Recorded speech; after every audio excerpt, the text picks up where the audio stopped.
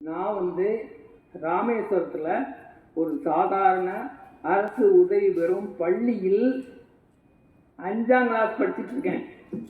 யார்? அப்துல் கலாம் சொல்கிறார். 5ஆம் கிளாஸ் படிச்சுட்டு இருக்கேன். 5ஆம் கிளாஸ் படிக்கும்போது எனக்கு கணக்கு வாத்தியார் பேர் ராமசாமி ஐயர். யோசிச்சு பாருங்க, அந்த ராமசாமி ஐயருக்கு எவ்வளோ பெருமை. இப்போ ராமசாமி ஐயரும் இல்லை, அப்துல் கலாமும் இல்லை, ஆனால் இப்போ என் மனசில் அவங்க இருக்காங்க. ராமசாமி ஐயரை நான் பார்த்ததில்லை. அவர் சொல்கிறாரு, எனக்கு இந்த கணிதத்தில் ஆர்வத்தை ஊட்டி நல்லா படிக்கணும், வாழ்க்கையில் நல்லா முன்னேறணும்னு ஊக்கம் அளித்தது ராமசாமி ஐயர் அப்படின்னு சொல்லிட்டு அடுத்து சொல்கிறாரு, இன்று எனது சாதனைகள் எல்லாமே அந்த ராமசாமி ஐயர் தோள் மேலே நின்று எனக்கு கிடைச்சது.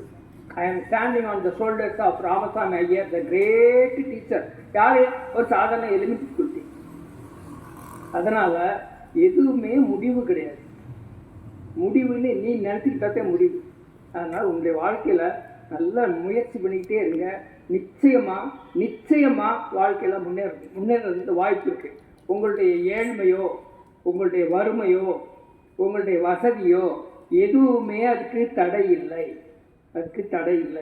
தடை உங்களுடைய மனத்தடையை உடச்சி எறிங்க. நிச்சயமாக நீங்கள் வாழ்க்கையில் நல்ல நிலைமைக்கு வருவீங்க, முன்னேறுவீங்க. அதான் நான் பார்க்கணும்.